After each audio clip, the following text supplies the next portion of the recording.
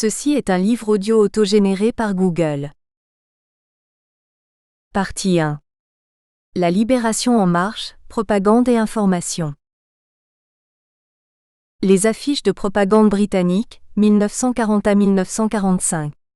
Construire la victoire, préparer la reconstruction nationale. René Dicasson, Université de Caen. Dans le contexte européen de la Seconde Guerre mondiale, la thématique de la victoire prévaut sur celle de la libération en Grande-Bretagne. La résistance face à un ennemi invisible, mais néanmoins réel et destructeur, s'organise selon une logique autre qu'en France qui subit l'occupation nazie. La quotidienneté est par conséquent vécue différemment sur le sol anglais, même si la crainte des bombardements est omniprésente. Dès l'éclatement du conflit, un front de l'intérieur, Home Front, chargé de mener un combat de l'ombre face à une hypothétique invasion allemande, est érigé. Informer et convaincre l'opinion s'avère essentiel dans une démarche reposant sur une prise de conscience collective, rapidement relayée par une remarquable mobilisation et une détermination nationale indéfectible. Dans la profusion des messages officiels, les affiches de propagande britannique occupent une place prépondérante. Celles diffusées au sein de l'Empire ou dans les pays alliés insistent sur la barbarie et les dérives HE monique allemandes. D'autres, destinées aux Britanniques chez eux, privilégient le thème de la victoire, une victoire auréolée par la promesse d'un renouveau social et démocratique. Dans les affres de la guerre, se plier aux impératifs sécuritaires semble de mise, de même que préparer un après-guerre plus gratifiant que celui de la Grande Guerre. Ainsi, les préoccupations sont clairement exprimées dans un double discours qui vise l'immédiateté de la vie des citoyens du royaume de George VI et qui propose une projection dans un avenir axé sur une reconstruction sociale nécessaire. Le désir de construire un monde meilleur s'est affirmé dès le début des années 1940, sous l'impulsion de personnages tels que William Temple, J.B. Priestley ou William Beveridge.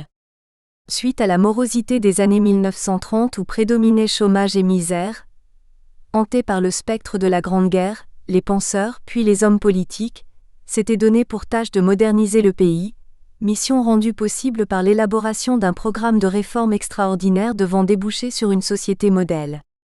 La quête d'un progrès social se décèle dans les revendications des réformateurs qui s'étaient engagés à faire reculer les 5 géants, les fléaux sociaux présents dans les domaines de la santé, disease, du logement, squalor, du chômage, idleness, de l'éducation, ignorance et de la pauvreté, want 4. Lors des élections de 1945, la notion d'État-providence, welfare state, allait peser lourd dans les manifestes politiques et assurer la victoire des travaillistes détenteurs pressentis des clés d'une nouvelle Jérusalem, New Jérusalem. Ces priorités, perceptibles dès les premières heures de la reconstruction, expliquent le glissement sémantique de la notion de People's War 5, inhérente au Home Front, qui devient naturellement People's Peace. Divers thèmes parsèment les affiches.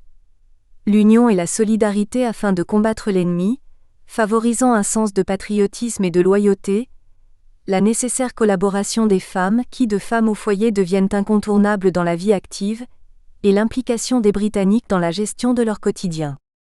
Ces thèmes, qui seront repris plus tard, traduisent à la fois une continuité et une remise en question sociale certaine. Le besoin d'informer. Frapper les esprits, sensibiliser les Britanniques à l'effort de guerre a été le souci permanent des médias pendant cette période troublée. C'est à cette époque que la radio BBC va acquérir une crédibilité sans faille, devenant le médium de communication le plus puissant. En contrepoint des messages sonores qui guident les Britanniques dans leurs tâches quotidiennes, un autre médium, l'affiche, qui avait fait ses preuves lors d'autres conflits, en particulier la guerre 1914 à 1918, n'a pas perdu en force et conviction auprès du public. L'un des plus anciens supports de communication, magnifique outil d'information, l'affiche est un vecteur de propagande efficace. Construction visuelle des préoccupations gouvernementales, l'affiche dicte les pas que doivent suivre les citoyens. Dépouillée ou diffuse, elle sermonne les foules et véhicule des vérités absolues. Devant la menace du nazisme, dans les années 1930, le gouvernement britannique avait échafaudé la possible création d'un ministère de l'information, MOI, dans l'hypothèse d'une guerre. L'idée n'était donc pas nouvelle, elle avait fait ses preuves lors du premier conflit mondial. Lorsqu'en septembre 1939 le mois est créé, ses fonctions sont perçues comme étant nébuleuses, à la joie des satiristes tels Tommy Handley qui rebaptisa ce ministère Ministry of Aggravation and Mysteries. Dans une émission très écoutée des Britanniques, It's That Man Again, ITMA 6. Il est vrai que pendant la drôle de guerre, 1939 à 1940, le mois n'était pas très apprécié, surtout suite à la diffusion d'une affiche dont le message en lettres blanches ressortait sur un fond coloré, le plus souvent rouge ou noir, et avait pour en-tête la couronne royale. Le message Your courage, your cheerfulness, your resolution will bring us victory a été mal perçu en raison de l'association jugée malheureuse de Your et Us. Vivement critiquée par le journal de référence The Times, cette affiche, qui avait pourtant été dupliquée en 836 000 exemplaires, n'avait guère attiré l'adhésion des Britanniques. Dans un rapport commandité par le mois, Tom Harrison de l'Institut de sondage Mass Observation 7 confiait que cette affiche ne ciblait pas l'ensemble de la population.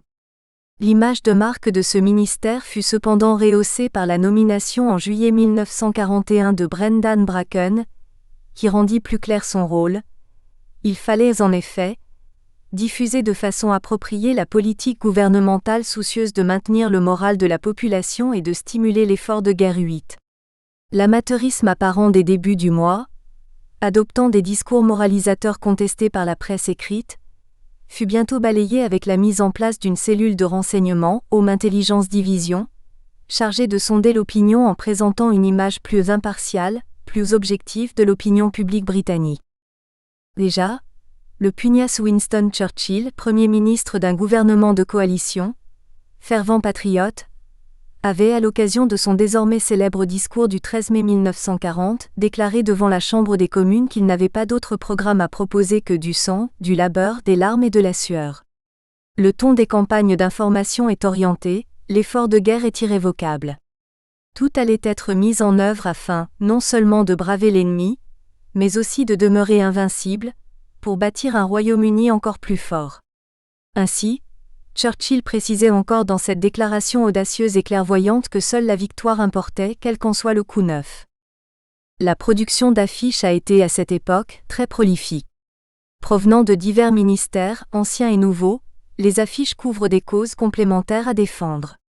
Contrer la propagande ennemie, remonter le moral des troupes du front de l'intérieur, composées de femmes, d'enfants et de vieillards, dynamiser les bonnes volontés au service de la nation, telles étaient les principales missions des ministères, en particulier du mois.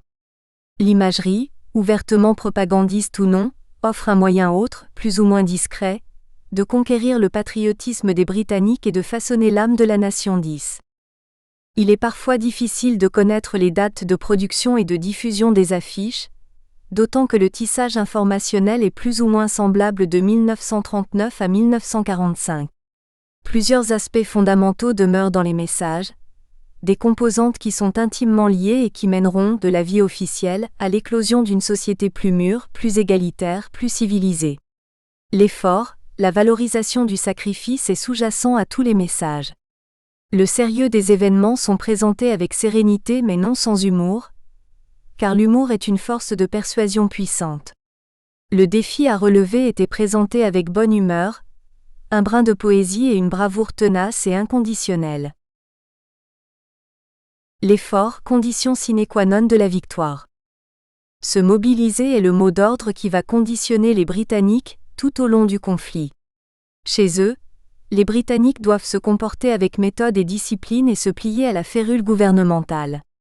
D'un point de vue purement stratégique, la main-d'œuvre nationale doit être apte à affronter les rudesses de la situation et à trouver les forces mentales et physiques afin de résister aux coups de l'ennemi. L'effort de guerre se dessine dans divers secteurs de la vie de la nation britannique. Au-delà du processus inévitable, en pareilles circonstances, de dénigrement de l'ennemi 12, il fallait gagner la guerre sur le front de l'intérieur. La rentabilité est centrale à l'effort de guerre. Elle n'est envisageable qu'à la condition expresse de solidariser et de mobiliser un peuple sain de corps et d'esprit 13. Pour cela, plusieurs stratagèmes sont utilisés. Des exercices de gymnastique sont prodigués à la radio, Up in the Morning Early. Des conseils sur comment se soigner ou éviter les maladies sont donnés par le Dr Charles Hill, médecin radiophonique. Réconforter les Britanniques est primordial. Le pouvoir de la musique est exploité. Music While You Work par exemple, diffuse des morceaux plus rythmés 2 fois par jour à des moments où la fatigue gagnait les ouvriers. Les fictions radiophoniques aident également à remonter le moral, de même que les émissions religieuses, Lift Up Your Hearts, qui réconfortent leurs auditeurs. Les enfants ne sont pas oubliés. Children's Hour glorifie l'esprit de solidarité, le courage et le dévouement à l'intention de la jeunesse. Tout est prévu pour entraîner le citoyen à faire face aux exigences circonstancielles. Outre la chasse au gaspillage et la nécessité de se tenir en bonne forme, les campagnes d'information éduquent les Britanniques à chaque stade de leur vie. L'immédiateté du danger d'une attaque surprise de l'ennemi suscite des préparatifs et des automatismes, parfois difficiles à faire admettre. Le port du masque à gaz, l'extinction des feux ne sont pas des mesures populaires et le non-respect des consignes contrarie les hautes instances.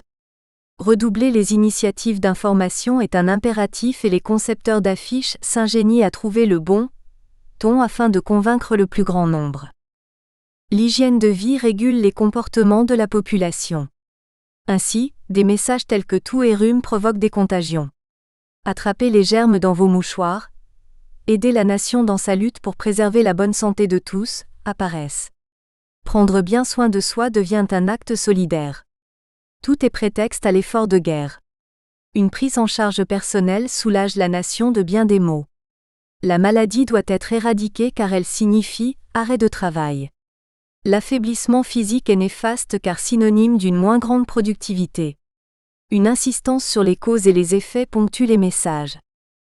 L'éducation est systématique. Le gouvernement martèle les esprits en insistant sur l'argument sécuritaire. Les images sont puisées dans le vécu des habitants.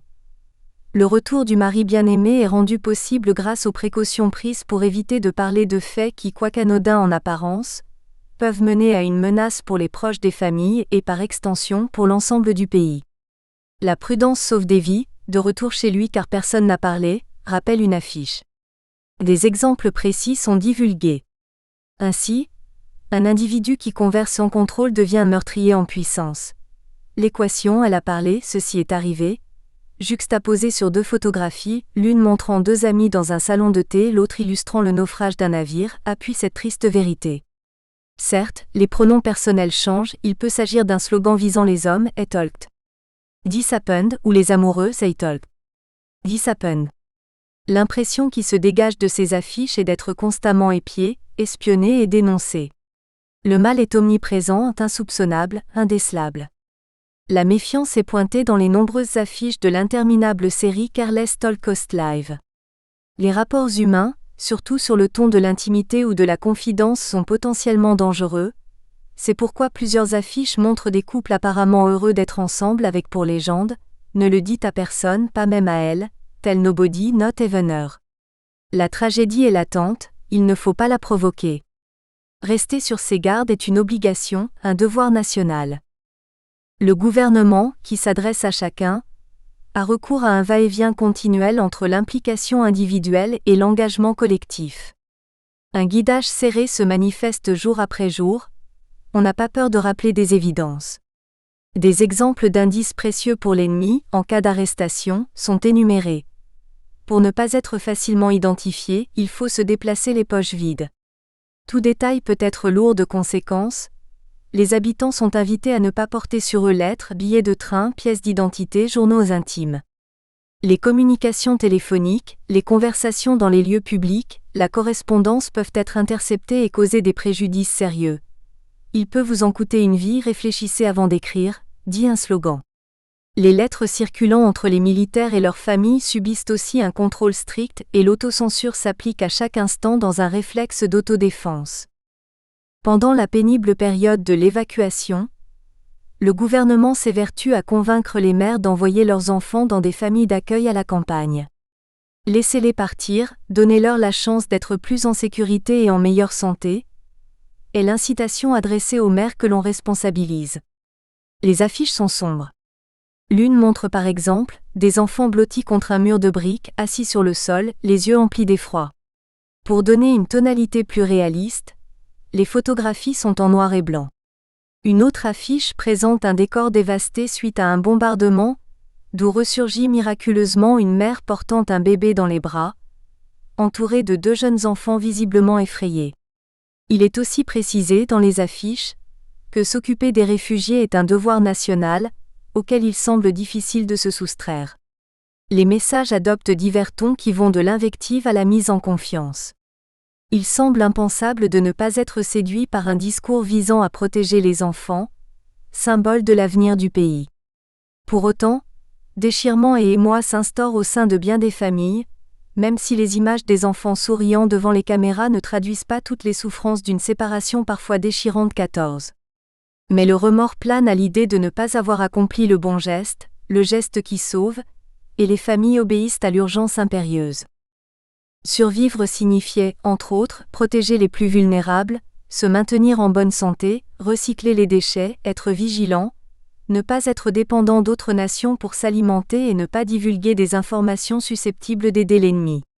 La nourriture, nécessité vitale, allait être au cœur des réflexions qui s'étendaient au-delà des cultures et qui touchaient aux exploitations culinaires des produits du terroir. Des recettes, des menus équilibrés étaient proposés, encourageant les Britanniques à s'interroger sur les vertus d'un bon régime alimentaire. 15. Un art de vivre émanait des messages de la propagande gouvernementale et résultait de slogans qui ont fortement marqué les esprits. Ordre ou conseil guidait pas à pas les Britanniques tout au long du conflit. Toujours dans un souci de suppléer à l'effort de guerre, il y a un projet financier auquel peuvent contribuer tous les Britanniques, l'épargne nationale, National Savings. Il s'agit d'emprunts plus ou moins obligatoires qui permettent aux industries réquisitionnées de fabriquer des armes ou du matériel de guerre. Save your way to victory. Les ailes de la victoire, plus d'épargne et la victoire est dans vos mains. Ce slogan prétend montrer concrètement une utilisation possible de l'argent qui contribue à construire des ailes d'avion. Dilapider l'argent du couple ou de la famille est vivement réprimandé, et l'on n'hésite pas à puiser dans le registre cuisant de la satire. Ne soyez pas victime du vice de la dépense, squanderbug quand vous allez faire vos courses, est le slogan d'une affiche divisée en 4 scénettes où une ménagère est tentée par le mal, qui apparaît sous les traits d'un diable velu à queue fourchue. Ce personnage répugnant se réjouit de l'inconstance de la dame en question, qui en dépensant son argent abreuve l'ennemi, identifié par le ventre arrondi recouvert de croix gammées, d'une bête immonde. Cette vermine doit être supprimée. Aussi une autre affiche, attribuable à Philip Boydell, créateur du Squanderbug, va droit au but. Tuez-le, procurez-vous les bons d'épargne de guerre. Tout écart au commandement gouvernemental freine l'élan vers la victoire, un comportement inacceptable qu'il faut traquer. Compétitivité, savoir-faire et savoir-être sont des incontournables et sont répétés à satiété dans un matraquage incessant, dans des slogans tels que « Arrêtez de travailler avant l'heure, retarde la victoire », travaillez vite, ne perdez pas une minute. Il faut travailler sans relâche, ne cédez pas d'un pouce. Ne perdez pas une minute. Une autre affiche dépeint un ouvrier en train de faire une pause de 10 minutes, une attitude fortement répréhensible, ainsi le message stipule « Every minute count ». 10 minutes wasted a day means a production loss in a year of 10 destroyers or 30 cargo ships. Early stopping will make a late victory. L'argument porte sur un ajournement de la victoire faute d'un manque de courage et d'enthousiasme pour la cause commune. Le travail est salutaire et synonyme de lutte contre l'ennemi. Le ton est moralisateur. Il accuse ceux qui ne participent pas pleinement à leurs engagements professionnels. Les hommes sont les cibles de ces messages, tandis que les femmes sont systématiquement montrées très impliquées dans les tâches qui leur sont confiées. La culpabilisation des réticents ou des non-volontaires fait l'objet de messages percutants, directement impliquants. Les affiches montrent des personnages inconscients ou non visiblement concernés par l'effort de guerre. Une affiche, par exemple, présente un homme jeune profondément endormi dans un lit douillet, symbole d'un confort nonchalant. Le texte de cette affiche est affligeant. À la question « Êtes-vous un de ceux-là ?» La réponse d'un mineur, un certain John Terreau, fait frissonner. 80 absents égale une perte de 80 tonnes, soit la construction d'un char en moins. Sous cette débauche de paresse, sont situés les portraits caricaturés de Hitler, de Hirohito et de Mussolini, qui semblent réjouis de cette attitude irresponsable et disent à l'unisson, le doigt devant la bouche, SSH, don't wake him. La naïveté et l'oisiveté aide l'ennemi dans son projet de destruction de la Grande-Bretagne. Vigilance et ténacité sont les atouts nécessaires à l'effort de guerre. Certaines consignes ont, à l'évidence, été conjoncturelles dans la mesure où il s'agissait de noircir l'ennemi ou de proposer des règles à suivre en cas d'avertissement de danger. Respecter le couvre-feu, se cacher dans des abris en cas d'alerte ou ne pas parler sans discernement. Discrétion, vigilance et culpabilisation face au commérage donnent matière à une autre campagne célèbre, Careless Talk Cost Live, qui traverse elle aussi la guerre. Cette campagne était liée à la mise en place de la colonne du silence. Une série d'images montrait des citoyens britanniques typiques, représentant un danger latent. Des personnages au nom symbolique, Monsieur Chut-Chut Secret, Mr. Secrecy Hush Hush, prétendant divulguer des secrets d'État de la plus haute importance, Monsieur Je sais tout, Mr. Knowall, Mademoiselle Bouche trop loquace, Miss Leaky Mouse, etc. Peuplaient les publicités, autre expression utilisée pour parler des campagnes d'information. À cet égard, l'historien Neil Askerson, dans un article sur le jour du débarquement, soulignait « La discrétion de masse observée par le peuple britannique cesse ». D'autres affiches offraient, avec le recul, une perspective plus durable qui allait s'avérer utile après la victoire. Une lecture des affiches réalisées durant cette époque est révélatrice d'une forte volonté du gouvernement d'orienter les comportements des citoyens, de faire évoluer, de façon durable, les mentalités. Le contrôle touche les gestes de tous au travail et au sein de chaque foyer. Cette force persuasive s'immisce dans les tâches professionnelles et personnelles, s'infiltre dans l'intimité des foyers. L'affiche, tradition, innovation, persuasion. Le ministère de l'Information a un devoir d'information, et dans une certaine mesure, a pour mission de façonner l'opinion publique des Britanniques restés chez eux. Le MOI dispose désormais de moyens plus sophistiqués que lors de la Grande Guerre, avec la possibilité de retransmettre des informations à la radio et au cinéma. Pour autant, la confection d'affiches représente une part importante de ces activités. La section chargée de la production graphique, Campaign and Exhibition Division, emploie 60 personnes parmi lesquelles on peut noter la présence de dessinateurs de renom, Fougas, Cyril Kenneth Bird, Henry Mayo Bettman, Abraham Games ou les frères Zek, Donald et Philip. L'arme décisive dans ces campagnes de persuasion consiste à créer un lien d'empathie avec le public. Deux ingrédients sont devenus indispensables, l'humour et un penchant certain pour les dessins et caricatures, instituant ainsi un esprit communautaire. Répandre la bonne parole, tenir un discours moralisateur pouvait être plus supportable s'il y avait des clins d'œil culturels reconnaissables, bref, des références qui signifiaient sans détour l'appartenance des Britanniques à une société commune. Véritable matrice conceptuelle, les affiches sont aussi efficaces que simples dans leur représentation des tâches à accomplir. L'invitation à suivre les ordres du gouvernement est pressante, et l'usage de l'impératif est quasi systématique. Après la victoire, les thématiques de l'entraide et de la solidarité ont été perpétuées et déclinées sur divers modes. La nécessaire survie grâce à une prise en charge personnelle et collective des besoins alimentaires, le soutien financier grâce à l'épargne nationale, la lutte contre le gaspillage et l'incitation au recyclage des déchets. L'esthétique des icônes, le choix des images apporte beaucoup aux messages qui se veulent convaincants. L'art de l'affiche se retrouve diversement dans un souci créatif maintenu tout au long du conflit. Parmi les procédés récurrents retenus, il est fait appel aux subtilités des dessins humoristiques. Le coup de crayon donne une certaine emphase aux émotions véhiculées par la présence de personnages attendrissants, sympathiques. Des enfants bien élevés, des femmes rayonnantes et irremplaçables, des hommes volontaires ou sinon en proie à une critique acerbe. Les motifs compositionnels qui avaient été utilisés pendant la Grande Guerre sont toujours d'actualité. L'implication du regard, le doigt pointé vers le public sont repris. Une affiche, au message sans équivoque, méritait la victoire, avec Churchill qui dirige son index vers le spectateur, ressemble à une autre réalisée plus avant dans le siècle avec Lord Kitchener. La qualité graphique gagne en variété. Le style des dessins de presse, le plus souvent en couleur, agrémente les affiches sous l'influence de caricaturistes connus ou inconnus. Quelques noms sont associés à des séries d'affiches qui ont marqué cette époque.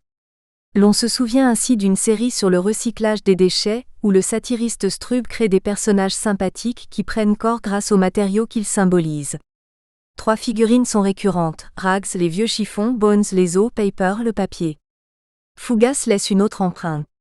Ces affiches reposent sur le principe de vignettes peuplées d'un monde reconnaissable, aux personnages humoristiques aisément identifiables. Leslie Grimm a également contribué à la campagne Careless Talk Cost Live, chère à Fougas, en mettant bout à bout, à la façon de Norman Rockwell, plusieurs vignettes représentant diverses situations quotidiennes où trop parler peut nuire. 17. Les influences créatives sont multiples, ce qui aide à diversifier le message et à garder le public attentif. La beauté du pays est également magnifiée à travers des peintures de paysages idylliques et enchanteurs. Walter Spradberry, par exemple, s'est attaché à brosser des scènes offrant au regard monuments et somptuosités de Londres, la ville fière, The Prue City blessée par les agressions aériennes du Blitz. L'une des images dévoile les ruines autour de la cathédrale Saint-Paul. Réalisée pour le métro londonien, chaque image est accompagnée d'une citation extraite d'une œuvre littéraire. John Gay inspire une affiche où se trouve l'église Saint-Clément d'Enns. William Wordsworth souligne la majesté grandiose de l'hôpital Saint-Thomas et du Parlement. Le charme de la ruralité inspire une affiche, commanditée par le Bureau des Affaires Générales de l'Armée de Terre, d'une série intitulée Your Britain Fight for It Now, 1942. L'artiste, Frank Newby, peint une Angleterre rurale. Les collines verdoyantes du Sussex, le petit hameau lové dans un écran de feuillage, le champ parcouru paisiblement par un berger et ses moutons donnent une impression de grandeur et de sérénité. Une affiche de la même série, laissée aux bons soins d'Abraham Games, propose une autre perspective, plus moderne de l'Angleterre. La santé est cette fois le thème central. Tout en contraste, cette affiche présente les conséquences désastreuses de la maladie symbolisée par un enfant amaigri, égaré au milieu de décombres, et le progrès médical illustré par la façade flambant neuve d'un hôpital, en l'occurrence celui de Finsbury, à Londres. Les techniques sont celles des publicitaires. La séduction est une étape importante dans le processus de persuasion, une persuasion non clandestine car le message ne doit pas être ambigu. Les techniques usuelles inspirent les concepteurs qui jouent avec les couleurs et les symboles. La Grande-Bretagne est vénérée, c'est un pays où il fait bon vivre, où domine une qualité de vie qu'il importe de préserver. La beauté de paysages champêtres, l'atmosphère paisible des villages, la bienveillance des habitants, tous ces clichés fourmillent dans les affiches de propagande. Certes, le graphisme est parfois rudimentaire mais il est tout autant évocateur. La grandeur de la nation britannique est mise en avant, l'Empire est également représenté comme une force augmentée. 18. Éduquer les foules est une entreprise d'envergure qui va au-delà de la sensibilisation. Il faut persuader de la justesse des actions à mener. Le matraquage visuel vient en contrepoint avec l'inlassable répétition de bribes d'informations diffusées à la radio BBC, dont on connaît les mérites pendant les années de guerre. C'est le brassage des informations diffusées au cinéma et à la radio qui se retrouve dans les affiches qui proposent des messages aux résonances simplifiées, sinon plus directes, du moins plus frappantes. Le pouvoir des affiches, même s'il laisse perplexe d'aucuns, ne laisse personne indifférent. Collées dans des lieux stratégiques, l'accumulation d'affiches de petite ou grande taille placées dans les bâtiments publics, les bistrots ou pubs, les cabinets médicaux, les magasins, les cinémas, garantit l'impact des campagnes dites d'information. Les procédés tels le recours au slogan ou l'emploi de figurines mascottes ont fait leurs preuves et sont désormais ancrés dans la mémoire collective. Les styles d'affiches renforcent leur pouvoir mnémotechnique. Le legs iconographique de Fougas dans les séries d'affiches Careless Talk Cost Live témoigne d'un effort de guerre militant, en ce sens que l'artiste, qui travaillait pour le magazine satirique Punch à la déclaration de la guerre, s'était porté volontaire pour collaborer gracieusement aux campagnes émanant des divers ministères. L'humour 19 émaille ses dessins qui font passer des idées en douceur, sans grogne ou désapprobation. Sa stratégie de conquérir les cœurs des Britanniques visait à une dédramatisation des messages. Le virtuose sagace au crayon enjoué s'est posé en exemple de réussite. Son succès fut grand, au point que des mouchoirs arboraient certains de ses dessins brodés, une médiatisation qui a permis d'asseoir la notoriété des affiches de Fougas tout en donnant une plus grande portée à l'impératif de guerre sur lequel elles insistaient. Le nom de la campagne constitue le fil conducteur d'une histoire, narrée tel un mini-feuilleton. Attente et suspense conditionnent les spectateurs consommateurs de ces affiches. L'effet de surprise se note avec la modification régulière de la petite scène située, par exemple pour Fougas, au milieu d'un cadre rouge. Ces détails visuels aident à mémoriser les messages et attirent l'attention des spectateurs citoyens. Conscient d'une perte de sens et d'un déficit informationnel inévitable, Fougas avait soulevé dans un célèbre dessin le problème d'une surabondance d'affiches, risquant de générer une saturation des informations voire une désinformation potentielle ou une incompréhension de la part de la population concernée. Dans un style différent sur le plan esthétique, H.M. Bettman excellait dans la culpabilisation de ceux qui se comportaient égoïstement, adoptant des comportements antisociaux. Membres d'une même famille, diverses catégories de professions sont au centre d'un discours condamnant les actions non conformes à l'esprit de l'effort de guerre. Les règles de savoir-vivre s'adressent à tous. The wife who squandered the electric tea, the brother who turned the gas full, the man who wasted gas, the husband who, the daughter who hipped on the coal, the referee who lit up during a fool, the barber who. Moralisation. Leçon de bonne conduite se retrouvait donc au fil de ces petites histoires iconographiques. La profusion d'affiches avait pour but d'atteindre un maximum de gens. Ce matraquage contrait d'autres messages non souhaités par le gouvernement qui désirait maintenir coûte que coûte un sentiment solidaire parmi les citoyens et assurer mobilisation et cohésion sociale. La solidarité au service de la patrie, mobilisation et cohésion sociale. Parmi les campagnes d'information les plus mémorables, Dig for Victory, au slogan volontaire, encourager les Britanniques, dès octobre 1939, à cultiver leurs jardins, à transformer les plates-bandes de fleurs et les pelouses en potagers. Cette volonté a trouvé une résonance particulière dans cette série d'affiches. En effet, le message s'intensifie avec un jeu de mots perceptible dans le slogan qui ajoute la postposition « on » après « dig ». On insiste ici sur le sens de la persévérance et de la continuité dans l'effort à accomplir. Dig for Victory, dessiné par Peter Fraser, donne un dynamisme plus grand dans la poursuite de l'effort commun. Plusieurs motifs ont été retenus afin de capter l'attention de chacun. Du pied appuyant fermement sur une bêche au gamin qui se promène avec un petit seau, antérieurement utilisé en bord de mer pour faire des châteaux de sable, à la bonhomie d'un homme portant avec fierté le fruit de ses récoltes, ou aux scènes destinées aux familles nécessairement désireuses d'apporter leur contribution à l'effort de guerre, les affiches s'adressent à un large public. Growing Your Own était une priorité. D'un passe-temps, le jardinage écologique était devenu une activité à part entière. En 1943, plus d'1 million de tonnes de légumes avaient été récoltées. Pommes de terre et carottes ont des qualités diététiques vantées par les dirigeants, les dessinateurs de presse, les chanteurs. Des personnages tels Dr Caro deviennent garants de la bonne santé des Britanniques. Les mérites des pommes de terre poussées dans les jardins, Potato Pit, sont exposés sous forme de poèmes et de chansons enfantines. De même, des conseils sont prodigués sur la meilleure façon d'éplucher les légumes afin qu'ils gardent goût et vitamines. Des recettes sont suggérées aux ménagères. Les ingrédients de base, les produits de consommation courante issus de l'élevage et des cultures sont précieusement conservés. Un esprit communautaire s'établit. Ainsi des clubs sont créés afin de mettre en commun les déchets susceptibles de nourrir cochons et volailles. Même Hyde Park, le parc royal, possédait plusieurs espaces cultivés et une porcherie. La famille royale contribue à cet effort. Les deux princesses, Elizabeth et Margaret, sont photographiées aux commandes d'une brouette, en train de cultiver leur potager. Plusieurs initiatives convergent. Des collectivités agricoles, des camps de bénévoles secrets, des appels à venir rejoindre ces laboureurs infatigables se multiplient. L'image d'une société plus égalitaire se dessine à travers ces initiatives. Les messages d'encouragement à creuser pour la victoire n'ont pas perdu de leur vitalité alors que la fin de la guerre se faisait certaine car au-delà des intérêts nationaux, il y avait les futurs affamés d'Europe qu'il faudrait nourrir. D'autre part, les dirigeants lucides avaient perçu la nécessité de poursuivre l'effort car la fin de la guerre ne pouvait signifier, dans l'immédiat tout du moins, la fin du rationnement, effective en 1954, et un retour miraculeux de l'abondance.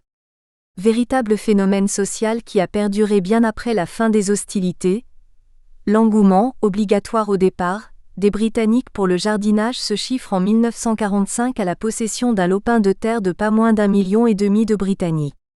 Certaines affiches sont de véritables modes d'emploi, indiquant les rotations de culture pour une meilleure efficacité, les légumes saisonniers, la façon de concevoir des semis et autres suggestions visant à une plus grande productivité. Les femmes constituent un maillon fort dans la résistance à l'ennemi et dans l'effort de guerre. Il faut noter que si les affiches s'adressent a priori à l'ensemble de la population britannique, beaucoup visent les femmes. Comme le soulignent, entre autres, les aquarelles de Dame Laura Knight, artiste à qui le gouvernement avait demandé de peindre les femmes dans leurs efforts multiples, mais aussi de nombreuses affiches où les femmes occupent des postes clés. Ainsi, on les voit aux commandes de grosses machines. Elles manient des objets lourds, fabriquent de l'armement dans les usines, s'entraînent comme les hommes et rejoignent divers corps militaires, par exemple, WRENS ou Women's Royal Naval Service. Une affiche à l'invitation persuasive, Femmes de Grande-Bretagne, venez travailler dans les usines, présente une femme rayonnante, vêtue d'un semblant d'uniforme, les bras ouverts en V, sous le signe d'une victoire possible grâce à son investissement dans l'effort de guerre. Visuellement claire, cette affiche montre des usines d'où sortent avions et chars, symbole d'une force militaire britannique dissuasive. Les slogans sont convaincants pour qui veut défendre son pays. Rejoignez la marine et un homme de plus sera disponible pour la flotte, car les femmes assurent pour l'essentiel des tâches administratives. Elles sont réceptionnistes, font la cuisine dans les cantines, conduisent des camions ou des ambulances. D'autres secteurs sont très demandeurs, les fermiers ont besoin d'aide. Ainsi, la Women's Land Army, qui n'est pas à proprement parler une armée mais un bataillon de femmes volontaires, se met au travail. Ce régiment peu conventionnel recrute des femmes dynamiques et entreprenantes. Elles sont dépeintes dans les affiches comme de belles jeunes femmes épanouies. Les prouesses de cette armée, bien que valorisées dans les affiches, sont parfois contestées par les Britanniques qui portent sur ces femmes délurées un regard critique. Outre leur responsabilisation accrue dans divers secteurs de la vie économique, en particulier l'industrie et l'agriculture, les femmes sont invitées à appliquer leurs efforts au sein de leur foyer. C'est en effet aux ménagères qu'il incombe de respecter les souhaits du gouvernement dans la gestion du quotidien. Les perspectives alimentaires sont vitales, il en est de même de la récupération de vêtements usagés. Les femmes sont incitées à fouiller dans leurs armoires et à repriser tout bout de vieux tissu plutôt que le jeter. Elles s'improvisent donc couturières, elles se chargent d'habiller toute la famille. C'est l'objet de la campagne Make Do and Mend 20. Dans le même esprit, un autre combat, la chasse au gaspillage, n'est pas moindre. Tout doit être conservé, rien ne doit être jeté. Une grande quantité d'affiches sont reproduites sur ce thème. On peut tout faire avec des pneus, gardez précieusement les vôtres, ne gaspillez pas de chauffage au travail, sont quelques exemples de slogans. Parmi les campagnes peut-être les plus culpabilisantes, figure Is your journey really necessary? Votre voyage est-il vraiment nécessaire? Ces affiches de Bert Thomas, placées essentiellement dans les gares, visaient la bonne conscience des citoyens britanniques. En mai 1942, des aménagements sont effectués avec la disparition des wagons-restaurants afin d'accueillir plus de passagers dans un même train. Dans la série d'affiches What do I do? Que dois-je faire?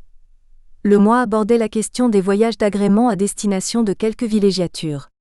Le lieu des vacances ne doit plus être loin de chez soi, mais dans son propre lieu de résidence. Ainsi, certaines affiches précisent avec ostentation « Les vacances à la mer ne constituent désormais plus qu'un agréable souvenir ». On propose aux familles de visiter les musées de leur ville plutôt que d'aller s'allonger sur le sable des plages. C'est dans cet esprit que les 4 grandes compagnies ferroviaires, GWR, LMS, LNER et SER, publient dans la presse des messages faisant écho aux affiches en usant d'arguments et de slogans sans équivoque. If 50 people don't travel, un tank can. At this most important time, needless travel is a crime. 50 passagers en moins favorisent le convoi d'un blindé. En cette période cruciale, tout voyage inutile est un délit. Plus tard, alors que l'heure du débarquement se faisait plus pressante, il importait de réquisitionner des trains à des fins militaires. Se déplacer d'un endroit à un autre était donc réglementé. Faire la queue pour attendre le bus était devenu obligatoire. Circuler en voiture, sauf dans des cas bien spécifiques, interdit et les affiches rappelaient ces consignes à volonté pendant toute la durée du conflit. C'est cet amalgame de mots d'ordre, de rappels, d'injonctions qui illustrent les sacrifices des Britanniques en cette période de guerre. Le slogan du Parti travailliste, vainqueur aux élections de 1945, aidez-les à finir leur mission. Donnez-leur un toit et un emploi, révèle les préoccupations du moment. Le temps du sacrifice doit faire place à celui de la récompense, le temps de bâtir un pays capable d'accueillir les héros, a land fit for heroes. L'effort doit être poursuivi, il doit être relayé et ceux qui ont risqué leur vie pour la patrie doivent trouver satisfaction. L'éducation des cœurs et des esprits a été centrale dans l'effort de guerre qui devait conduire à la victoire et plus généralement, à la libération en Europe. Canaliser les débordements possibles, contrôler les dérives potentielles, telle a été la tâche du ministère de l'Information. Car en cette période troublée, la censure veille jalousement, la presse écrite subit la rigueur d'un musellement systématique. Les principes démocratiques et le droit à l'information sont bafoués sous le couvert de la raison d'État et de la sécurité nationale. Le défaitisme n'est pas de mise, on préfère diffuser des messages d'espoir. Le gouvernement britannique s'est efforcé de maintenir le moral des Britanniques et de transmettre une image positive du pays. Le discours tenu dans les affiches d'information, volontaires et patriotes, propose une interprétation du fait historique qui se construit dans le quotidien des Britanniques pendant le conflit et qui sera décisif à l'époque de la reconstruction. L'écriture d'une histoire à la fois instantanée et projetée dans l'avenir d'un monde de paix à reconstruire représente un véritable défi pour le ministère de l'Information soucieux de préserver la grandeur de la nation et de combattre l'ennemi. Car la ténacité exemplaire du peuple britannique est le seul remède pour faire face à une situation tout autant chaotique que désespérée. La persuasion est réelle, l'objectif clair. Construire la paix est une motivation perceptible dès les prémices de la déclaration de guerre. Outre les conseils prodigués par le ministère de l'Information dans les affiches de propagande, les Britanniques ont prévu de réformer le système social, ont planifié des améliorations touchant au mieux-vivre de la population dans les secteurs concrets que sont la pauvreté, l'éducation, la santé et l'habitat. Aux heures de la libération en Europe, la reconstruction en Grande-Bretagne puise sa force dans l'esprit solidaire qui a prévalu tout au long du conflit. La victoire apparaît donc, au travers des affiches, comme un passage obligé vers un avenir prometteur. Elle modifie en définitive peu les habitudes des Britanniques au cours de la décennie qui s'ensuivit. En ce sens, la guerre 1939 à 1945 a impulsé une dynamique sociale et a favorisé un progrès technique et une qualité de vie autre qui, malgré les restrictions, allait prendre une ampleur significative au lendemain de la libération de l'Europe. Bombardements aériens alliés, médias et libération. L'exemple de la France, 1944 à 1945. Patrick Facon, Service historique de la défense. Jamais autant qu'en ces années 1944 à 1945, qui marquent les temps douloureux mais ô combien exaltants de sa libération, la France n'a été soumise à de tels bombardements aériens de la part des Alliés. Le chemin de croix des villes qui s'écroulent ou brûlent sous les bombes anglo-américaines est ponctué par de terribles tragédies, comme à Caen, Saint-Lô, Saint-Étienne, Paris, Trappes, Boulogne-sur-Mer, Le Havre, Calais, Royan. Après l'Allemagne nazie, ce pays d'Europe occupée est celui qui est le plus touché par l'offensive aérienne que mènent avec obstination les aviations alliées depuis les premières années du conflit. Il reçoit en effet un peu plus de 20%, 550 000 tonnes, des 2,7 millions de tonnes de projectiles incendiaires et explosifs largués par les Britanniques et les Américains, alors même que l'Italie, pays allié du Troisième Reich jusqu'au début du troisième trimestre de 1943, ne compte que pour 14% 21. L'intensité et la violence des attaques augmentent avec le temps, et le paroxysme est atteint en 1944 à l'occasion de l'offensive qui précède et prolonge le débarquement en Normandie. À partir de 1943, les bombardiers alliés, faute de réussir dans leur raid de précision qui constitue en théorie la garantie d'une plus grande sécurité pour la population française, emploient des méthodes identiques à celles qu'ils pratiquent depuis l'année précédente sur l'Allemagne. Pour atteindre les objectifs militaires et industriels qu'ils entendent détruire, les Anglo-Américains engagent désormais des formations de plusieurs centaines de bombardiers qui pilonnent de vastes zones avec les conséquences que l'on peut imaginer pour les gens qui y vivent. 22.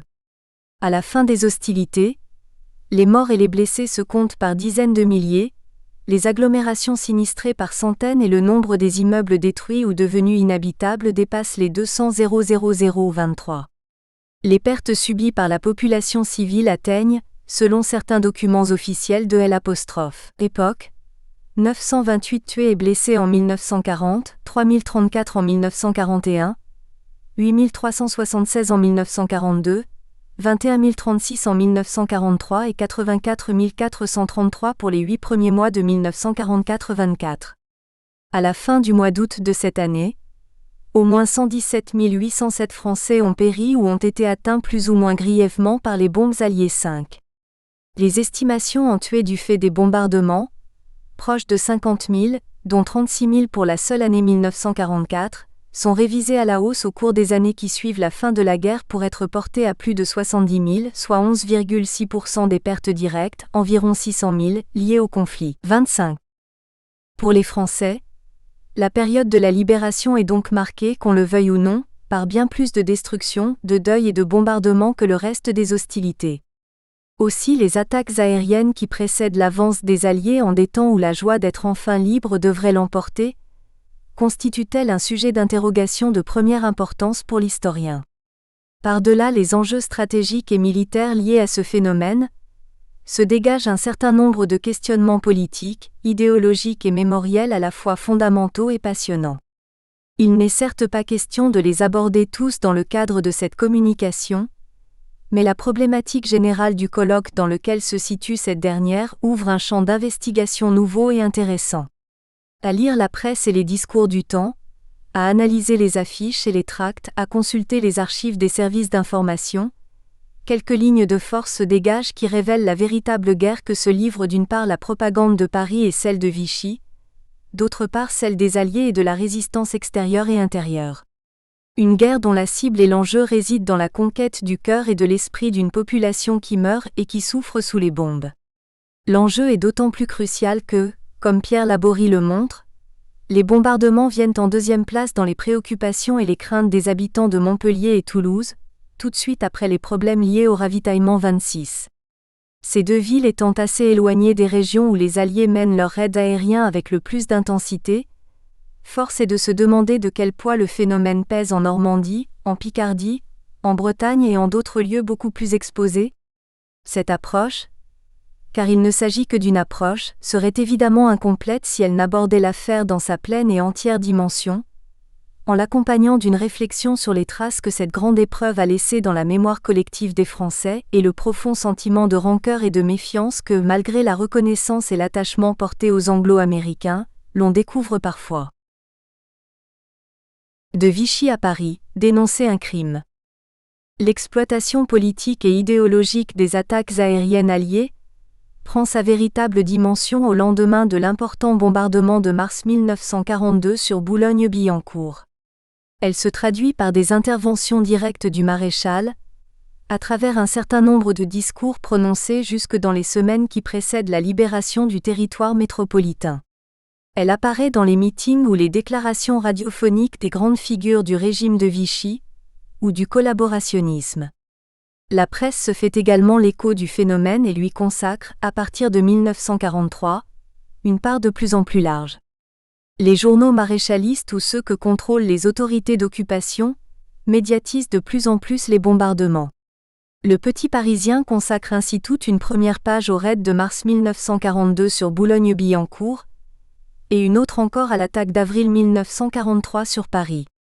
L'illustration n'est pas en reste avec des reportages photographiques qui ne montrent que des immeubles d'habitation détruits, des habitants hébétés errant parmi les ruines, des mères tenant des enfants dans leurs bras sur les débris de maisons écrasées sous les bombes, l'inhumation des victimes par dizaines dans des fosses communes. La propagande s'exerce aussi par voie d'affiches. Une des plus célèbres est celle qui montre une petite fille tenant une poupée sous le regard sarcastique du président Roosevelt, au lendemain d'un bombardement, et comporte en son centre le mot « assassin ». Une autre représente la cathédrale de Rouen en flammes avec en surimpression l'image de Jeanne d'Arc et l'inscription suivante « Les assassins reviennent toujours sur les lieux de leurs crimes ». De grandes campagnes sont organisées par le ministère de l'Information de Vichy, telle celle d'avril 1943 intitulée « Nos villes dans la tourmente 27 ». En août de la même année, une roulotte exposition parcourt quelques 1200 km dans le sud de la France dans le but d'informer la population sur les bombardements alliés, en présentant des tableaux chiffrés, des cartes, des photographies, des affiches et des tracts. Enfin, le régime maréchaliste s'emploie à faire diffuser des dizaines de milliers de tracts ou de brochures, dont une porte le titre de « Bombardement ». Dans l'autre camp, le système de contre-propagande est fondé sur la presse clandestine de la résistance, qui joue un rôle de premier plan dans les tentatives conduites en vue de damer le pion aux déclarations fracassantes des maréchalistes ou des collaborateurs de Paris. Américains et Britanniques, soucieux, malgré les circonstances très difficiles, de préserver dans toute la mesure du possible leur image de marque et leur aura de libérateurs, ont recours aux tracts lâchés par avion. À la fin de 1942, l'aviation américaine largue des dizaines de milliers d'exemplaires d'une déclaration de Roosevelt qui affirme son amitié profonde pour le peuple français entier 28. D'autres documents de la sorte, diffusés par la même voie, visent un but beaucoup plus pratique, celui de préserver le plus grand nombre de vies innocentes. Un tract en date de juin 1944 avertit la population française de la manière suivante. Nous avons déjà instamment recommandé aux Français de s'éloigner des bâtiments qui abritent des troupes ou des états-majors allemands, et d'éviter le voisinage des usines et établissements travaillant pour l'Allemagne. Des objectifs de ce genre seront bombardés de plus en plus souvent, et avec une violence toujours croissante, par les aviations alliées. Tous ceux qui resteront dans le voisinage des objectifs visés mettront leur vie en péril. Éloignez-vous sans retard de tous les objectifs exposés aux bombardements aériens. Il n'y a pas un jour à perdre 29.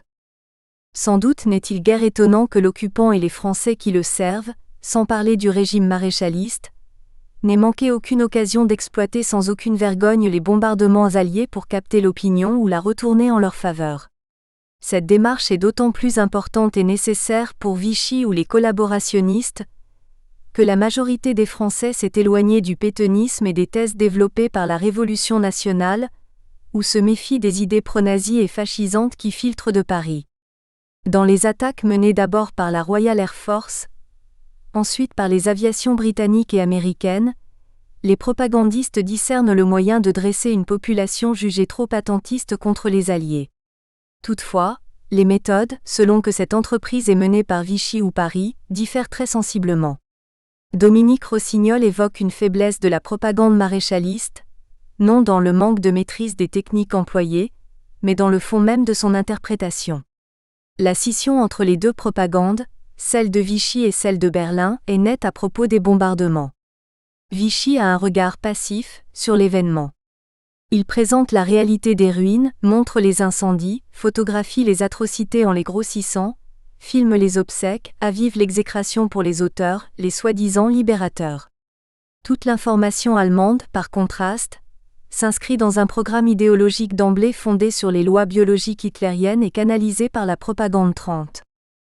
Les services de propagande pétainistes dénoncent les raids alliés, en avançant la nécessité de se rassembler autour du maréchal afin d'assurer la défense des valeurs de la contre-révolution lancée dès l'été 1940, en l'occurrence le sacrifice, l'effort et la solidarité. Le chef de l'État, fustigeant ces attaques, évoque la douleur, l'épouvante, les enfants précipités du berceau dans la tombe. Au lendemain du raid du 26 avril 1944 sur la gare de la Chapelle, il déclare pleurer avec les Parisiens et geste hautement symbolique, se rend même pour la première fois depuis le début de l'occupation dans la capitale pour bien marquer son soutien à la population éprouvée. À côté du principe de la rédemption par le malheur, conception récurrente dans l'idéologie maréchaliste, les discours de Pétain véhiculent volontiers des sentiments anglophobes. L'histoire a jugé la criminelle agression de l'ancien allié, lance-t-il en 1942. En avril 1943, il souligne que c'est au moment où notre pays est complètement désarmé que ses anciens alliés s'acharnent contre lui, mêlant cette fois américains et britanniques 31. L'engagement ne dépasse pas cependant les limites dans lesquelles le maréchal souhaite maintenir Vichy, celle d'une supposée neutralité qui l'amène à déclarer, en mai 1944, « Je ne peux empêcher que la foudre tombe sur vous. On doit accepter que la France devienne un champ de bataille, mais vous ne devez pas vous mêler à ce conflit. Les Allemands et les collaborateurs exigent de leur côté des prises de position beaucoup plus volontaires de la part des Français, en les incitant à participer directement au combat contre l'ennemi dans des formations militaires, la Légion des volontaires français contre le bolchevisme notamment. Ils promettent que le moment d'un débarquement hypothétique venu, les Alliés devraient sans doute se défendre dans certaines régions, contre des habitants excédés par leurs excès 32. Les divergences de vues avec le régime maréchaliste sont on ne peut plus profondes. Au lendemain du raid sur Paris de mars 1942, par exemple, les autorités nazies et les collaborationnistes proposent d'en honorer les victimes en organisant des obsèques militaires. Benoît Méchain avance même l'idée de réunir les cercueils place de la Concorde et de demander aux Parisiens de leur rendre hommage, mais les dirigeants de Vichy rejettent cette proposition. La propagande de Paris fustige non seulement les Britanniques et les Américains, mais aussi les gaullistes, les communistes et les juifs, unis dans un même et maléfique complot contre la France. Pourquoi ne seraient-ils pas capables, les juifs de Rechef, écrit Jacques de Lédin, d'annihiler tout un peuple dont les dirigeants ont voulu se débarrasser d'eux? Quelles que soient les villes martyrisées, les aviateurs qui les assassinent ne sont que les humbles serviteurs de la haine juive. Ce sont les Juifs qui ont imaginé la guerre des nerfs. Ce sont des Juifs qui la conduisent, ce sont des chrétiens qui la subissent. À cet antisémitisme latent s'ajoute un racisme plus général qui se traduit par quelques formules glanées çà et là, au détour d'un éditorial ou d'un article de journal.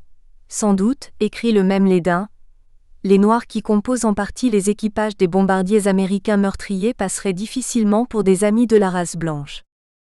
Ces propos à forte connotation raciale s'accompagnent d'une dénonciation de la dérive dans laquelle les pays qui se prétendent démocratiques, selon les propagandistes et les journalistes acquis à la cause de l'Allemagne, sont en train de s'engager en massacrant d'innocentes populations.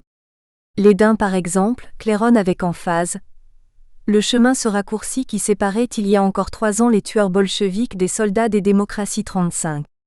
L'amalgame est même fait entre la destruction des monuments d'Allemagne ou d'Italie, comme les églises ou les cathédrales de Palerme, Cologne, Milan, Aix-la-Chapelle et bien d'autres villes encore, et les bombardements des villes françaises qui recèlent des trésors culturels. Les deuils de populations irresponsables, la destruction des trésors culturels sont déplorables sans distinction des pays qui les subissent. Ces ravages sont calamiteux surtout dans une période où l'Europe, aux prises avec le péril bolchevique, se bat pour son existence et pour que subsiste la civilisation occidentale 36. C'est à une véritable dénonciation d'une forme de barbarie que se livrent les tenants de ces thèses. Les aviateurs britanniques et américains sont qualifiés de lâches, de bourreaux, de terroristes, selon une terminologie somme toute très proche, voire identique à celle des dirigeants nazis lorsque ces derniers évoquent les bombardements anglo-américains sur le territoire allemand. On ne trouve plus de mots, déclare de Brinon en avril 1943, pour qualifier ni de jugement pour condamner les méthodes de guerre des aviateurs américains et britanniques. Dans un article intitulé « Un oubli de M. Roosevelt », Pierre Garcia abonde dans le même sens. Que pouvions-nous attendre de mieux d'ailleurs de la part des assassins anglo-américains? Ne nous ont-ils pas donné maintes fois la mesure de leur adresse et de leur sang-froid? Avant la banlieue parisienne, Lorient, Saint-Nazaire, Brest, Le Havre, Rennes, Rouen et tant d'autres de nos grandes villes furent autant de coups au but dont ils peuvent être fiers et revendiquer la gloire. La France à leur gré n'avait sans doute pas payé un assez lourd tribut à cette guerre qu'elle n'a jamais voulu, et dont elle s'est retirée déjà affreusement meurtrie. Aussi les collaborationnistes ont-ils beau jeu, s'employant à exacerber l'anglophobie, de reprendre la vieille thématique de l'ennemi héréditaire qui, en juillet 1940, a fomenté l'agression de Mer el-Kébir. Le journaliste Paul Rive évoque la révélation de la véritable mentalité, de la vieille, de la rageuse Albion. Jean Riondé ajoute, dans Paris Midi, en avril 1943, « Il appartenait aux Anglais qui nous ont lâchement abandonnés après nous avoir jetés dans le bain de sang, de venir faire sans danger pour eux une nouvelle guerre, dont nous sommes une fois de plus les pitoyables victimes. » Exterminer les Français. Lucien Rebattet, quant à lui, jette l'anathème contre la Grande-Bretagne en des termes particulièrement frappants. Il faut établir une distinction entre l'occupation et l'extermination. Les méthodes d'attaque employées par l'aviation alliée offre en effet à la propagande l'opportunité de semer le doute sur les buts poursuivis par les Britanniques et les Américains. On ne vise pas seulement les industries et les objectifs stratégiques, mais en employant les techniques du bombardement sur zone, on entend également tuer femmes, enfants et vieillards. La population allemande et la population française sont soumises au même régime, celui d'une extermination programmée. Nous qualifions légitimement de cruelle et inhumaine l'indifférence avec laquelle les civils français, hommes, femmes, enfants, sont bombardés dans leurs demeures à des distances parfois fort éloignées des objectifs militaires faisant l'objet d'un raid, et nous dénonçons comme terroristes les attaques délibérées des centres habités qui sont sans relation directe avec le déroulement de la guerre. Pour appuyer leurs dires, les éditorialistes et les journalistes pro-allemands avancent même certains arguments apparemment logiques. On pourrait admettre, écrit l'un d'eux, que la cruauté est démontrée lorsque les lieux bombardés sont voisins d'objectifs militaires, mais aurait pu être épargnée si les aviateurs étaient descendus suffisamment bas pour que le tir fût précis. Quant au terrorisme, il résulte de l'attaque délibérée de centres habités situés à une grande distance de tout objectif militaire. Ces développements se rapprochent de ceux que Vichy laisse filtrer à travers la voix de Pétain, qui s'exprime en quelques mots bien frappés. Le but des bombardements, c'est de nous obliger à céder. Il ne faut pas se laisser émouvoir et intimider. Cette thématique est intéressante dans le sens où elle laisse à croire que les anglo-saxons s'acharnent sur la France non pour y détruire les infrastructures militaires et industrielles et les installations allemandes qui s'y trouvent, mais simplement pour abattre le moral de la population française, la forcer à se désolidariser du régime et contraindre ce dernier à venir à résipiscence. Les Alliés ont-ils nourri le noir dessein de tuer et de blesser les habitants des agglomérations, sur lesquelles leurs bombardiers ont été engagés? Ont-ils voulu dresser l'opinion contre le régime de Vichy et les Allemands, comme l'avancent encore de nos jours certains historiens qui confondent la politique de bombardement sur le Reich avec celle conduite sur les pays occupés? Ont-ils souhaité provoquer des mouvements de foule incontrôlables, qui feront pression sur leur gouvernement et l'obligeront à céder devant les exigences de l'ennemi, plutôt que de resserrer les rangs pour l'encourager à riposter avec vigueur? C'est toujours lui ce schéma qui prévaudra à Caen 41. Le fait est que la thèse court déjà pendant la Seconde Guerre mondiale, comme le révèle un article du Matin relatif à l'inhumation des Parisiens tués lors du Grand Raid d'avril 1943. En ce qui concerne l'effet psychologique sur la population civile, avance un journaliste, il a été diamétralement opposé à ce qu'on en attendait. Bien loin de déclencher la panique ou un désir de reddition, les bombardements ont suscité dans toutes les classes une farouche et inflexible volonté de résistance. Ils ont uni des communautés entières par ailleurs profondément divisées dans une union inexpiable, contre des méthodes aussi barbares que méprisables 42. De toute évidence, la propagande tant vichiste que collaborationniste a eu un grand intérêt à semer la confusion entre les buts poursuivis par les Alliés dans leur bombardement sur la France, y détruire l'infrastructure militaire allemande, et ceux visés dans le cadre de l'offensive aérienne sur le Reich, saper le moral de la population. De toute évidence aussi, certaines traces de cette approche sont demeurées enfouies dans la mémoire collective du pays. S'engageant dans une dimension plus politique et idéologique, les hommes qui dénoncent les crimes américains et britanniques en arrivent à la conclusion selon laquelle cette politique systématiquement appliquée vise un seul but: empêcher la construction d'une véritable Europe où l'Allemagne serait dominante et où la France trouverait la place qui lui revient après avoir conclu la paix avec le Troisième Reich. Cet objectif est fondamental aux yeux de Churchill et de Roosevelt, analyse Guy Crouzet en avril 1944-43. Mais en procédant de la sorte, les anglo-saxons ne font que cimenter un peu plus la solidarité entre les pays du vieux continent, en consolider les bases et en forger l'esprit autour des peuples qui hier étaient ennemis, mais ont pris conscience de leur solidarité. Déjà, les assassins ont fait le bloc de leurs victimes et que les bombes frappent Berlin, Anvers ou Paris, chaque Européen se sent atteint, chaque Européen brûle du même désir furieux de représailles. Ainsi se forge dans le drame de la guerre cette solidarité continentale qui, demain, portera dans les œuvres de la paix des fruits magnifiques 44. Cette analyse est partagée par André Martel, qui s'écrie « La bestialité yankee aura donc servi à resserrer encore les liens qui unissent déjà les peuples d'Europe pour la défense de leur civilisation, de leurs intérêts, de leur existence.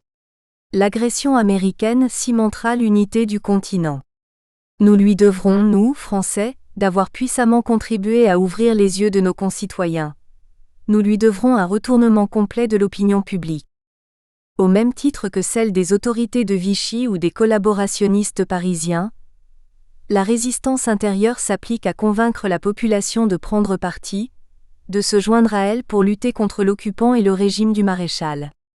À travers les tracts et les journaux clandestins, une véritable stratégie de communication peut être discernée, faite de propos volontaristes et martiaux qui exhortent les Français à se révolter. Les pertes parmi les civils sont inévitables, peut-on lire. Elles sont le prix à payer à la libération du pays, il faut s'y résigner. La France, malgré l'armistice qui ne fut qu'un honteux décrochage opéré à la sauvette, est, qu'on le veuille ou non, zone de guerre tout autant que l'Allemagne. Mieux, il est du devoir des Alliés de bombarder tous les objectifs dont ils jugent nécessaire la destruction pour parvenir à la victoire, comme l'avance Libération en mars 1942.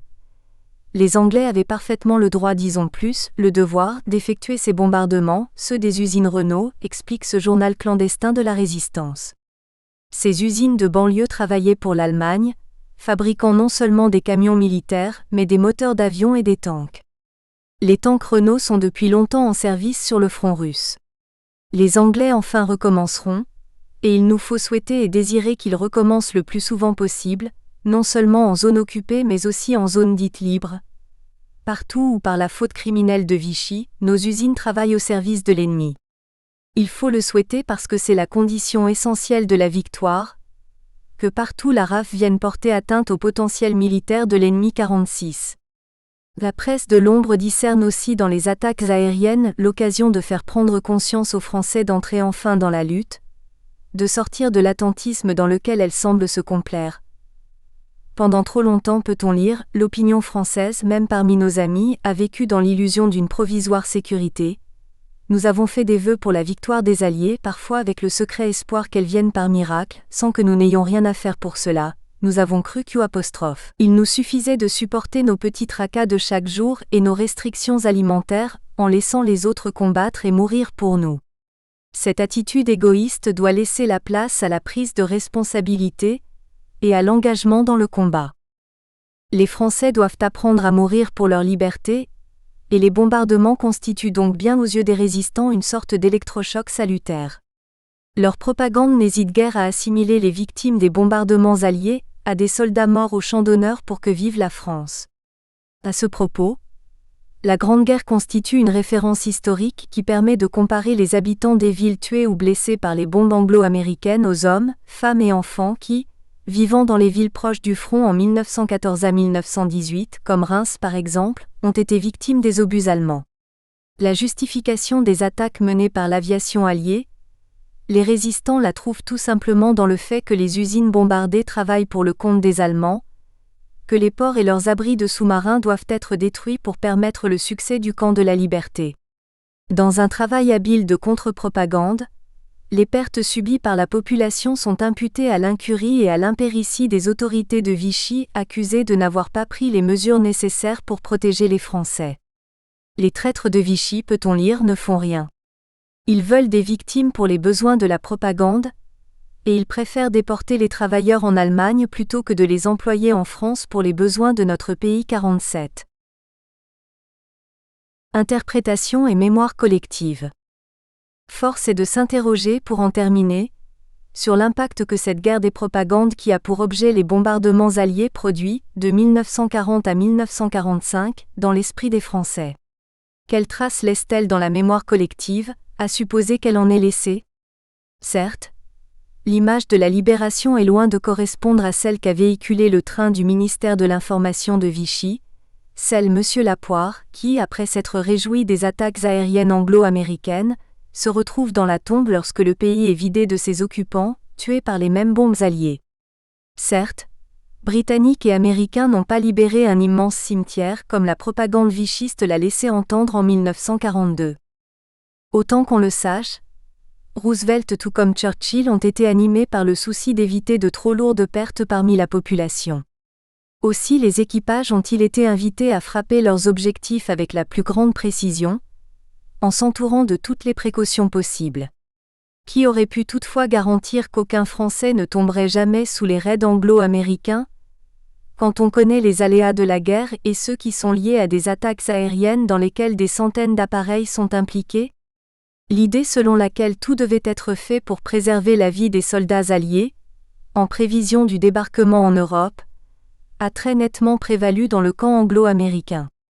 Les bombardements sur la France s'inscrivent dans cette perspective souhaitée par le président américain, et à laquelle les autorités françaises de l'extérieur ne se sont pas opposées, prévenues de ce que feraient les Alliés. Derrière la joie et l'enthousiasme de la libération se cache l'image de dizaines de milliers de Français tués ou blessés sous les bombes alliées, de centaines de villes et de villages détruits. Tel a été le prix à payer, mais sans doute peut-on insister sur le déficit de communication, qui, malgré quelques initiatives, a prévalu dans le camp des libérateurs. Ces derniers ont-ils déployé tous les efforts nécessaires pour expliquer le but de leurs attaques à une opinion française que leur violence a toujours étonnée? Sans doute aussi l'impossibilité dans laquelle la résistance s'est trouvée de mener à bien à elle seule les destructions nécessaires sur le territoire français, en vue du jour J, a-t-elle constitué un facteur d'aggravation des souffrances subies par les Français. Sans doute n'est-il pas étonnant non plus de retrouver dans certains témoignages actuels d'anciens bombardés, quelques rémanences de la propagande vichiste ou collaborationniste diffusée pendant la guerre. Ainsi en va-t-il de la confusion sans doute entretenue entre les objectifs poursuivis sur le territoire français et ceux réalisés dans le cadre des bombardements de l'Allemagne. Ainsi en va-t-il aussi de l'idée selon laquelle les Britanniques, en attaquant certaines cités, se sont-ils préoccupés de l'après-guerre et ont-ils souhaité détruire des centres économiques qui pourraient leur faire concurrence? Cette thèse est ancrée dans l'esprit de nombreux Havrais 48, et même si elle est en contradiction totale avec la réalité des faits, elle n'en reste pas moins un exemple de la manière dont les représentations peuvent se créer. Elle se révèle d'autant plus troublante que l'on en retrouve des traces dans la presse collaborationniste de l'époque. Dans la plus mauvaise des hypothèses, écrit Jean Lagarrigue en 1943, une usine de moins, un port de moins en France, c'est autant de gagné pour les commerçants, pour les exportateurs, pour les banquiers, pour les armateurs, pour les juifs de la City et de Wall Street.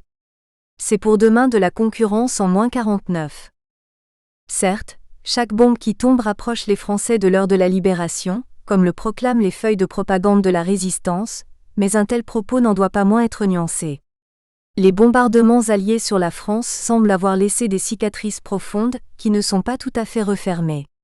Dès la fin de 1943, alors même que les grandes attaques du printemps et de l'été n'ont pas encore eu lieu, le commissariat à l'intérieur d'Alger s'inquiète des conséquences de ces attaques.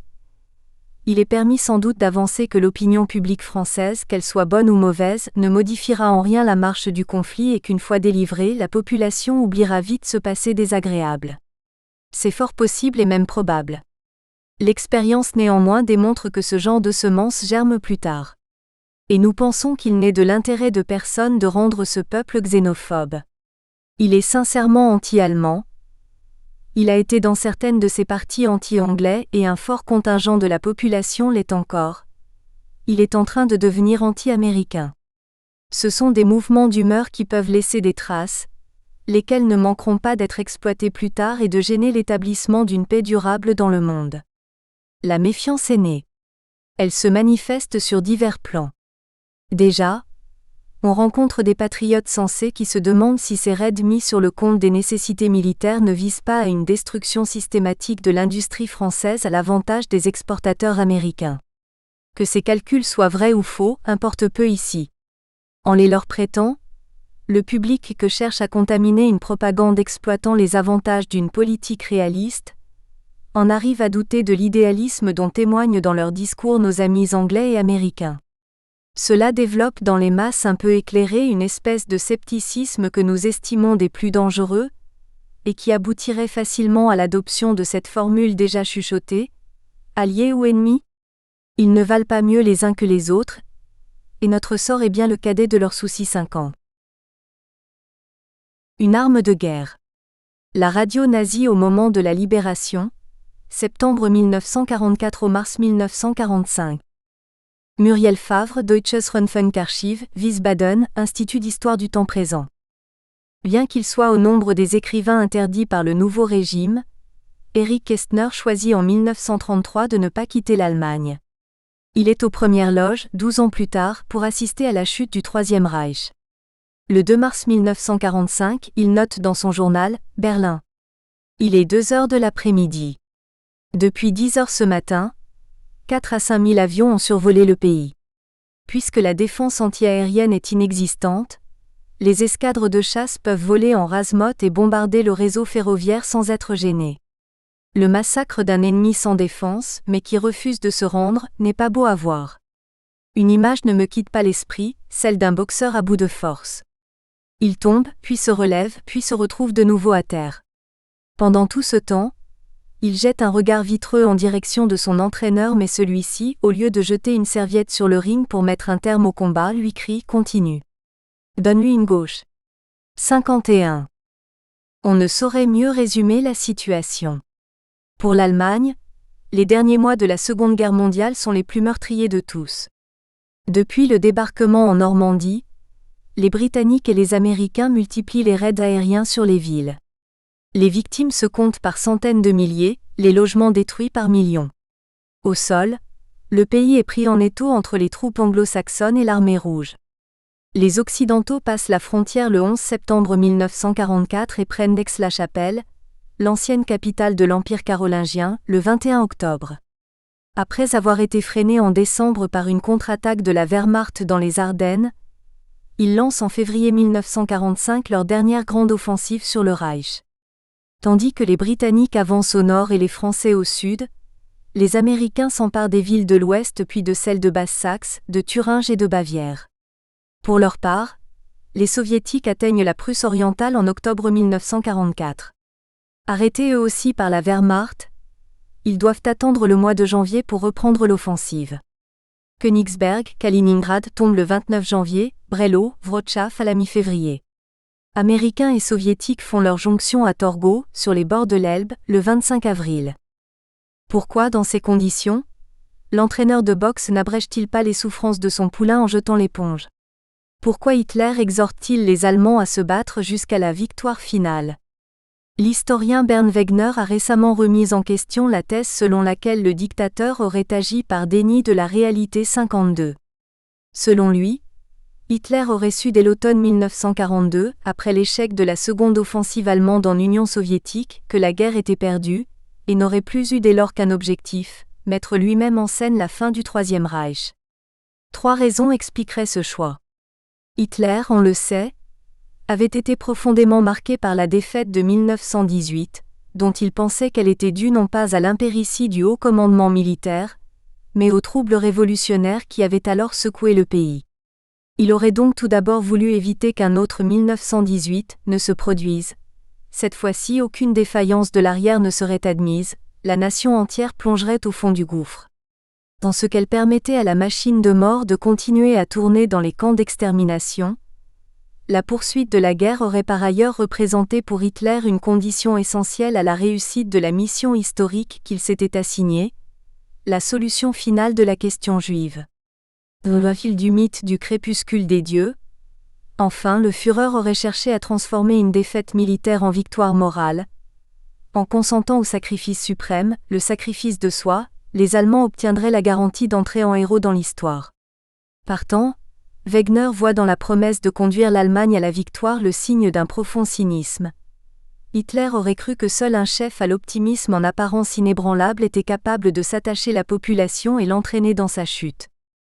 L'interprétation de Bernd Wegner occupe une place à part dans l'historiographie du nazisme. Si la logique suicidaire de Hitler est généralement admise, les avis divergent sur la chronologie et les motifs. Selon Jan Kershaw, par exemple, une démarche suicidaire ne serait véritablement décelable qu'à partir de décembre 1944, après la contre-offensive ratée des Ardennes. Elle résulterait en outre moins d'une stratégie consciente que des dispositions psychologiques du dictateur caractérisées par un manichéisme extrême et une pulsion de mort 53. Qui plus est, Wegner appuie sa démonstration sur une série de décisions du Führer, telles le recours à la tactique de la terre brûlée dans les territoires abandonnés à l'ennemi, mais omet de s'intéresser à l'appareil de propagande du régime, dont on pourrait pourtant penser qu'il était indispensable à une entreprise de destruction de telle ampleur. Un complément d'enquête s'impose donc, que nous nous proposons de mener en nous penchant sur un vecteur de propagande particulier, la radio. Construction du discours radiophonique. Au moment de la libération, la radio du Reich ne diffuse plus que 2 programmes au lieu d'une douzaine avant la guerre. Le programme principal, appelé programme unique, est relayé par l'ensemble des stations régionales en ondes moyennes. Il est complété à certains moments de la journée par un deuxième programme en grandes ondes. Suivant un principe d'alternance, le deuxième programme diffuse de la musique classique quand le programme unique propose de la musique légère et inversement. La fermeture des salles de spectacle et la limitation des cours dans les écoles et les universités décidées après la proclamation de la guerre totale, en juillet 1944, font de la radio l'unique fournisseur de biens culturels de masse. Pour la première fois depuis 1933, le média est amené à remplir une mission éducative ne relevant pas uniquement de l'endoctrinement. Obligé de combler un manque, il augmente le nombre de ses émissions parlées, récitals littéraires, émissions de théâtre, causeries scientifiques, et attribue à ces dernières une place fixe dans la grille. Le programme unique n'en demeure pas moins un programme essentiellement musical. Les émissions de variété, les concerts de musique classique et autres concerts à thème occupant les 4/5 du temps d'antenne, soit environ 16 heures sur un total de 21 heures. Dans ce domaine, les responsables sont constamment partagés entre la nécessité de répondre à la gravité de l'heure et le besoin de distraction des auditeurs et modifient la programmation au gré des événements. D'un point de vue qualitatif, priorité est donnée à l'information. En plus des éditions du journal parlé, au nombre de 8 ou 9, et du communiqué de la Wehrmacht sur la situation militaire du Reich, lu par un speaker après les informations de 14 heures, la radio consacre chaque jour sa meilleure tranche horaire, le début de soirée, à la diffusion d'émissions d'actualité, reportages des correspondants de guerre, magazines sur la vie à l'arrière, commentaires militaires, etc. À quelques exceptions près, le programme unique est produit à Berlin. La grille est élaborée non plus par la radio du Reich, comme cela a longtemps été le cas, mais par 2 services directement rattachés au ministère de la Propagande, en charge l'un des émissions artistiques et de divertissement et l'autre des émissions d'actualité. Le personnel de la radio du Reich se contente d'assurer la réalisation des émissions, depuis un bunker érigé à proximité de la maison de la radio. Fabriquer un programme tient de la gageure. La proclamation de la guerre totale a conduit à une réduction drastique des effectifs, tous les hommes dont la présence ne paraissait pas nécessaire à la bonne marche de l'antenne étant envoyés au front. La désorganisation croissante du pays, lignes téléphoniques endommagées, voies de communication impraticables, transports immobilisés par la pénurie de carburant, ralentit la transmission des informations. La guerre aérienne perturbe le fonctionnement du réseau, dans la mesure où les stations cessent d'émettre à l'approche des bombardiers anglo-saxons afin de ne pas faciliter le guidage de ces derniers. En ce qui concerne la réception, le problème principal est dû aux coupures d'électricité, de plus en plus fréquentes au fur et à mesure que le temps passe. À cause du manque de papier et de pellicules ou bien encore du bombardement des sites de production, les journaux et les actualités filmées de la Deutsche Wochenschau ne sont pas mieux lotis, il est important de le souligner. La radio présente de surcroît l'immense intérêt de ne pas se laisser arrêter par les lignes de front et d'atteindre les populations des régions déjà occupées par les Alliés. En dépit des difficultés auxquelles ils sont confrontés, les responsables des programmes restent par conséquent convaincus du caractère vital de leur tâche. Tandis que l'orientation générale des programmes est déterminée sur un rythme hebdomadaire, la politique de l'information est définie au jour le jour lors d'une conférence de rédaction animée au ministère de la Propagande par Hans Fritsch, le directeur de la radio. Hans Fritsch, 1900 à 1953, est à cette époque l'homme fort de la radio. C'est un propagandiste brillant, un esprit fin qui maîtrise toutes les nuances de l'ironie et possède un sens aigu de la repartie. Nous espérons que vous avez apprécié cet aperçu. Pour continuer à écouter ce livre audio sur Google Play Livres, utilisez le lien dans la description de la vidéo.